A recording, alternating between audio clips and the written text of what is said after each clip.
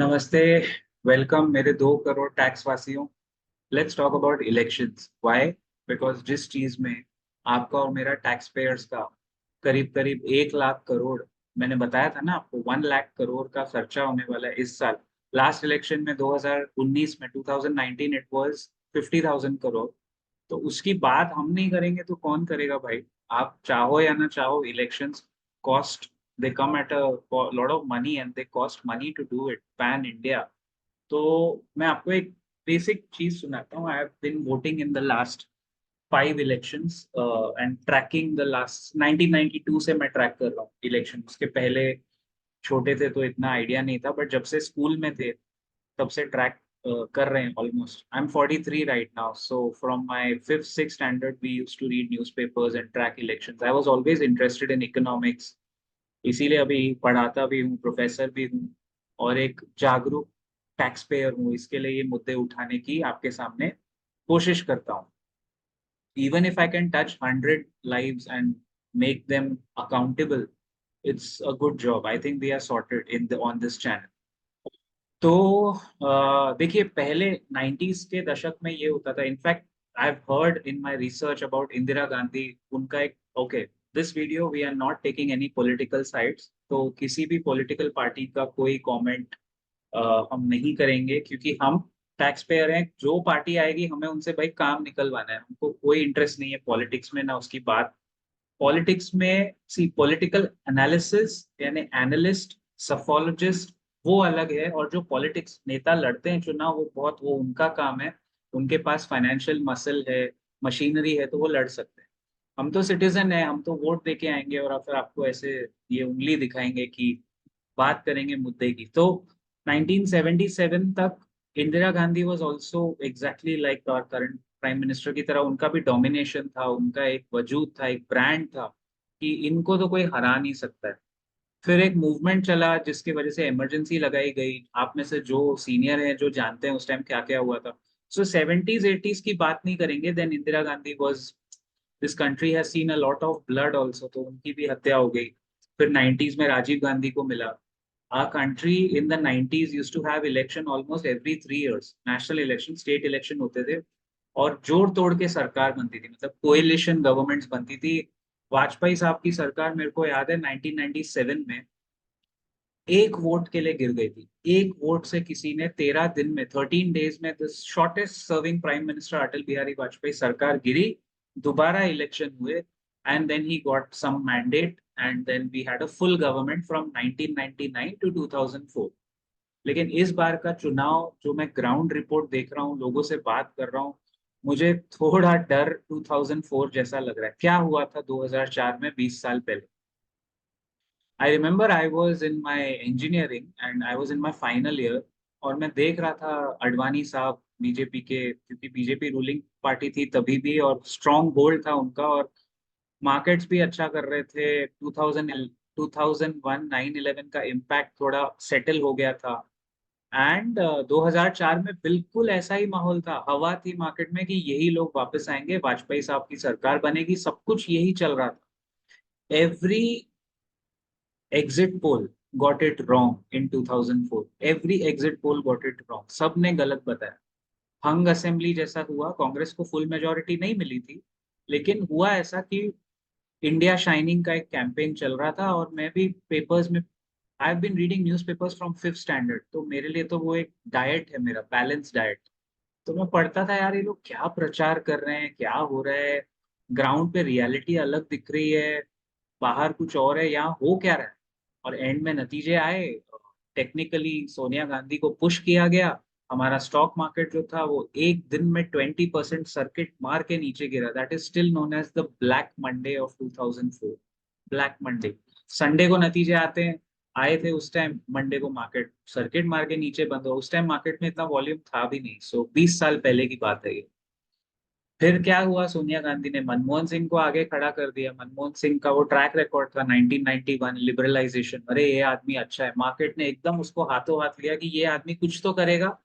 And then we had the mother of all bull markets 2004 to 2008, before the global financial crisis.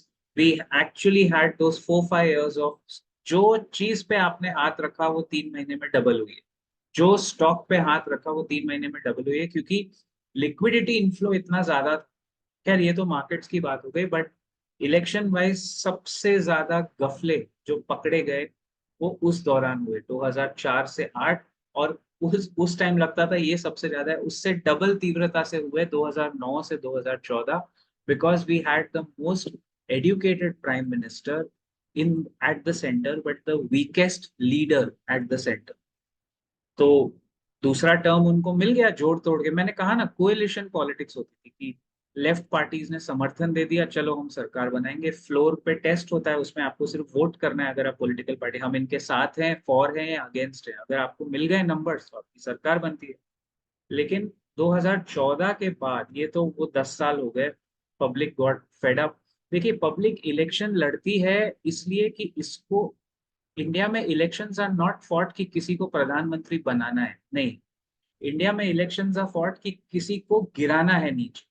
इसने बहुत परेशान किया है, इसको तो हम छोड़ेंगे नहीं। और 2014 का जो मैंडेट था वो कैपिटलाइज बीजेपी ने उस पर इसलिए किया क्योंकि एंग्स्ट बहुत था कांग्रेस के अगेंस्ट। वहां से हमारे current prime minister Narendra Damodar Das Modi came to power. He made some big promises. I still remember his first statement, जिसके बाद हम सब, मैं तो उनको 1992 से ट्रैक कर रहा हूँ, फ्रॉम हिज आरएसएस संघ प्रचारक एंड ऑल दोस डेज। तो मैं तो दोनों को ट्रैक कर रहा हूँ, अमित शाह को भी और इनको भी, तभी से, क्योंकि पॉलिटिक्स, पॉलिटिकल साइंस के हम स्टूडेंट रहे हैं, पढ़ाते भी हैं, उसमें इंटरेस्ट भी है और एनालिसिस समझते भी हैं। तो हर चीज की एक साइड होती है ना, राइट विंग लेफ्ट विंग क्या है, कहाँ कैसी पॉलिटिक्स चलती है, राजनीति करने का तरीका क्या है। बंगाल में टीएमसी की अलग राजनीति है, महाराष्ट्र में हमारे पास जो लोकल पार्टीज है उनका अलग तरीका है, बट एक गणित हमेशा सेम होता है कि वोटर को क्या चाहिए, बेसिक इश्यूज पे फाइट करनी है। तो 2014 में उनको फायदा हुआ कि मनमोहन सिंह की सरकार तो गिरानी, क्योंकि बहुत स्कैम और गफले हो गए थे, physically also that government was messed up. मतलब अभी जो हम थर्ड लार्जेस्ट इकोनॉमी बनने की तरफ जा रहे हैं, उस टाइम तो वीवर इन फ्रेजाइल 5 में इंडिया को डाला था कि ये तो 5 बहुत हिलती डुलती इकोनॉमी, कभी भी टूट सकती है। वहां से उठा के चलाना, फिर 2016 में डीमोनेटाइजेशन आता है, पूरा सेंटिमेंट अगेंस्ट हो गया। 2019 में ये एंग्स्ट डेवलप नहीं हुआ था क्योंकि करंट प्राइम मिनिस्टर को एक ही टर्म मिला था।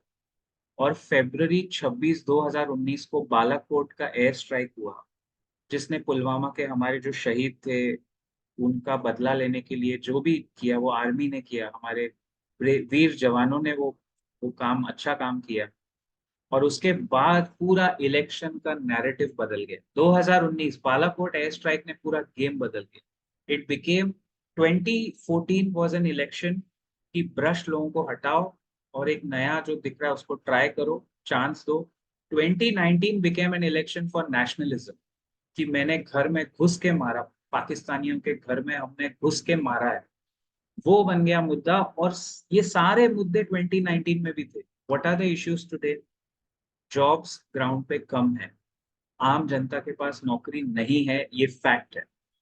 Inflation is an issue for the marginalise section की मैं बात कर रहा हूँ, जो लोग वोट देते हैं सरकार, मैं उनकी बात कर रहा हूँ। हम 2 करोड़ टैक्स पेयर कहाँ उनके वोटिंग, हम तो वोटर आईडी कार्ड लेके घूमेंगे, हम उनका कोई वोट बैंक थोड़ी ना है।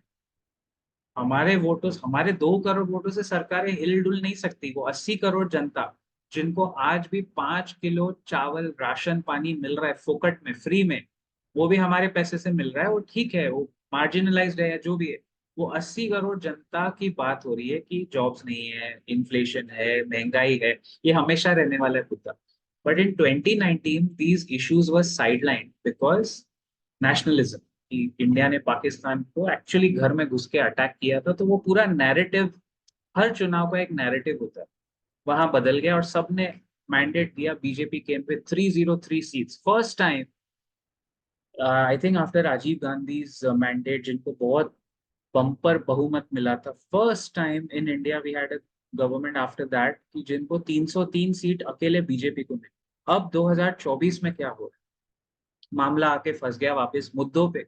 ये चुनाव बहुत ठंडा चुनाव स्टार्टिंग में था कि आएगा तो यही, आएगा तो यही, वही चल रहा था, 400 पार। अच्छा, रूलिंग पार्टी ने नारा भी लगा दिया 400 पार। ये नारा तो देखो सबको पता है ऐसा होने वाला नहीं है, बट ये उनको करना पड़ता है because they have to keep up the morale of the cadre. BJP is a cadre based party ना, उनको मोरल तो बढ़ाना पड़ेगा अपने कार्यकर्ताओं का। तो एक नैरेटिव सेट करना बहुत जरूरी। जैसे कॉर्पोरेट्स में भी यही होता है ना, हम लोग कॉर्पोरेट्स में जब काम करते थे, I work with siemens, I have done projects for L&T, for TCS, for Godrej. So I know कि अगर मुझे 50 का टारगेट अचीव करना है तो मैं अपने टीम को हमेशा 150 बोलूंगा, तभी जाके हम 50 60 70 पे पहुंचेंगे और टारगेट ओवर अचीव हो जाएगा। तो वो नैरेटिव सेट की बात, 400 पार तो सवाल ही पैदा नहीं होता। लेकिन जब इलेक्शन शुरू हुआ 2024 का अभी वाला, देखिए जैसे जैसे phase 1 phase 2 phase 3 phase 4 phase 5 होते गए, मैंने आपको लास्ट वीडियो में बताया था ना, 7 फेजेस का इतना लंबा चुनाव है। नेता थक गए, हम लोग थक गए, गर्मी में पसीने में कैंपेन करके, रैलीज में। लेकिन ये चुनाव नैरेटिव बन ही नहीं पाया। This is not about any narrative. इसमें एंग्स्ट, पब्लिक में गुस्सा बहुत है। आप किसी से भी जाके पूछोगे ना, ये इशू है, issue number 1, issue number 2, issue number 3, issue number 4, then you ask them the fifth question, अच्छा एक बात बताओ, इतना सब प्रॉब्लम है तो वोट किसको दिया और है कौन सर, किसको देंगे? ये problem. The problem is TINA, you know TINA, TINA not the girl Tina. TINA का मतलब है देयर इज नो ऑल्टरनेटिव, उसका शॉर्ट फॉर्म है टीना। कोई ऑल्टरनेटिव है ही नहीं, एक ही है, वो ब्रांड है। It's a great branding exercise. I know how brands are created, उसको बना के रखा है। तो सारे उनको लेके जाओ, क्योंकि उनको एक और मौका दे दो, थर्ड टर्म, क्योंकि कोई है ही नहीं ना। ऑपोजिशन के पास सब कुछ हो सकता है, मुद्दे हैं, इश्यूज है, सब कुछ है, but they don't have a face. They don't have a face, they don't have a good orator. like in US you had Barack Obama, whether he's done good or bad, he was a great speaker and orator to get the votes. Now Joe Biden is not a great speaker, so unfortunately he's on the back foot right. तो ये election में ये बहुत जरूरी है कि आपने काम किए वो ठीक है, लेकिन आपने कम्युनिकेट कितना किया जनता के साथ। अब यहाँ आके प्रॉब्लम ये होता है, ऑल्टरनेटिव नहीं है, किसको देंगे? तो ये जो चुनाव है ना, अभी जो बात चल रही है कि इतना आसान नहीं है, things are not so easy. BJP might get 272 मिल गए तो गनीमत है कि उनको 272 मिल गया तो बहुत बड़ी बात हो जाएगी। वहां बीजेपी के कितने भी आप सपोर्टर से पूछो, वो तो 300 पार, 300, पहले 400 पार पे शुरू किए, अब 300 पार पे आ गए। अब वो बोलते हैं नहीं, एनडीए का जो गठबंधन है हमारा, नेशनल डेमोक्रेटिक अलायंस, हम तो 272 पार कर लेंगे। बट गाइस, प्रॉब्लम ये है, जो भी आए एक तरफा आना चाहिए, सिंगल लार्जेस्ट पार्टी, ताकि अपने को चुनाव दोबारा ना कराने पड़े, या हमारे ऊपर लोड ना आए। फिस्कल डेफिसिट अपना बढ़ना नहीं चाहिए, फिस्कल स्टिमुलाई देने की जरूरत नहीं पड़नी चाहिए, क्योंकि फ्रॉम अ फाइनेंस पर्सपेक्टिव हमारी गवर्नमेंट बहुत अच्छे हेल्थ में, शेप में है, मुसीबत से, बहुत मुश्किल से आई है इस शेप में। तो we don't want a burden on कि हम लोग पे कुछ बढ़ा दें। ये एक बात है। और इस चुनाव को ना पब्लिक ने खड़ा किया, आप लोगों ने इस चुनाव को, I mean I salute the जनता of this country, the electorate of this country. इस चुनाव में मुद्दा आपने खड़ा किया, बहुत अच्छी बात कि पब्लिक ने उठा दिया चुनाव, ऑपोजिशन उठा नहीं पाई। रूलिंग पार्टी तो अपना एजेंडा लेके चल रही है, पब्लिक ने खड़ा किया ये चुनाव। पब्लिक ने बनाया कि हम मुद्दे दिखाएंगे, हम देखो आपको हटा। तो कहीं कहीं ऐसा दिख रहा है। लेकिन इलेक्शन इंडिया में हमेशा जीते या हारे जाते हैं। मैं आज ये वीडियो बना रहा हूँ, देखिए 30 मई को आपको शायद दिखेगा ये आसपास, चुनाव के नतीजे आ जाएंगे। 4 जून को एग्जिट पोल आ जाएगा, 1 जून। मैं उसके पहले ही आपको बता रहा हूँ कि शायद सरकार कंटिन्यूटी बन जाए, लेकिन जो स्ट्रेंथ के साथ हम सोचे थे कि इनकी सरकार बनेगी, वो शायद नहीं बनेगी। शायद नंबर्स थोड़े कम पड़ेंगे, फिर वो जोड़ तोड़ के, नोबडी वांट्स दैट। बट जो भी पार्टी है, सिंगल लार्जेस्ट पार्टी, अपने आप 272 आउट ऑफ 543 अगर क्रॉस करे तो अच्छा रहेगा देश के लिए। नहीं करेगी तो हॉर्स ट्रेडिंग होगी, बहुत मारा मारी, फिर इसके एमपी उसके एमपी, वो जोड़ तोड़ के बनाना नंबर, फिर उसमें पॉलिसी डिसीजन नहीं हो सकते। अगर इनको कुछ फटाफट इम्प्लीमेंट करना है, ये लोग अटक जाएंगे, इम्प्लीमेंटेशन स्लो होगा, कि वहां से वो समर्थन वापस ले लेंगे। यही हुआ है 90s में, यही हुआ है 2004 से 2014 में भी यही हुआ है। सो 1992 से 2014, 22 साल हमने यही देखा है कि कुछ भी अच्छा कोई करने जाता था अगर, तो वो जो समर्थन दे रही है पार्टी वो पीछे आ जाती थी, सरकार गिर जाती थी, फिर वापस चुनाव करो। अब भी लेकिन ऐसा नहीं होगा, लेकिन may be the next election will be very tough for BJP, क्योंकि उस टाइम अगर इन्होंने परफॉर्म नहीं किया तो शायद ये लोग गड्ढा खा सकते हैं। And I am sure next election तक एक न्यू लीडरशिप भी बाहर आएगी दोनों साइड से। क्योंकि डेमोक्रेसी, अगर आप भाई, अगर आप या तो आप डेमोक्रेटिक कंट्री नहीं, यू आर लाइक यूएई जहाँ पे तानाशाही ही चलती है, तो अलग बात है। If you say we are a democratic nation, the world's largest democracy अगर आप हैं, तो आपको एक ऑपोजिशन तगड़ा होना बहुत जरूरी है। यही बीजेपी जब 2004 से 14 में ऑपोजिशन में थी, they were a very strong opposition. We had leaders which are not there, unfortunately. We had leaders like Nitin Gadkari in the opposition, LK Advani, Sushma Swaraj, Arun Jaitley. मतलब उस जमाने में politics इतनी refined होती थी कि ये लोग ऑपोजिशन वालों के साथ बैठ के ये लोग नतीजे, मतलब निष्कर्ष पे आते थे। आजकल तो ऑपोजिशन कोई है भी नहीं, और ये गवर्नमेंट ऑपोजिशन को अंदर इंक्लूसिव कर भी नहीं रही है, बिकॉज उनके नंबर्स ही नहीं है ना। एक तरफा पूरा चुनाव चल गया, तो नंबर्स ही नहीं होंगे तो आपको पार्लियामेंट में दिखेंगे कहाँ ऑपोजिशन वाले। उस टाइम क्या होता था, 190 190 दोनों होते थे, थोड़ा जोड़ तोड़ के बना लिया तो ऑपोजिशन हैड सम मसल कि भाई हमारी भी बात आपको रखनी पड़ेगी, नहीं तो हम पॉलिसी पास नहीं होने देंगे। यूएस में यही होता है। यूएस में इट इज ऑलवेज अ 55-45, यानी जो डोनाल्ड ट्रंप जीता था तो 52% वोट से जीता, 48% ऑपोजिशन के थे। तो वहां आपको ऑपोजिशन को साथ में लेके चलना है, दैट इज अ डेमोक्रेसी। मैं उनकी कोई तारीफ नहीं कर रहा हूँ, उनके अलग मुद्दे हैं, बेकार के मुद्दे हैं, बट वी आर ब्लेस्ड कि we have a running democracy. लेकिन इस बार इलेक्शन के नतीजे ऊपर नीचे हो सकते हैं, ऐसा कुछ डन डील नहीं है। It's not a done deal yet. और जब तक आखिरी वोट की काउंटिंग पूरी नहीं होगी कोई कुछ बोल नहीं सकता है। लेकिन चुनाव खड़ा हुआ, चुनाव में एक तरफा लग रहा था कि ये जीत जाएंगे, लेकिन पब्लिक ने उठा के चुनाव खड़ा कर दिया, which is, I applaud the electorate of this country. जितने लोग वोट देने गए उन्होंने अपने मुद्दे पे वोट दिया। Specially in Mumbai and Maharashtra तो मामला बहुत कंफ्यूजिंग है, क्योंकि पब्लिक के अंदर बहुत गुस्सा है। NDA will find it very tough to come in this. Anyway, अगले वीडियो में ना हम लोग क्या करेंगे, स्टेट बाय स्टेट एक ब्रेकअप करेंगे, देखेंगे किसके चांसेस कहाँ कैसे हैं। Let me know in your comments आपको कैसा लगा ये वीडियो, थोड़ा लंबा हो गया होगा, but do let us know and we try and serve you better through this channel. Take care, Jai Hind, जय महाराष्ट्र।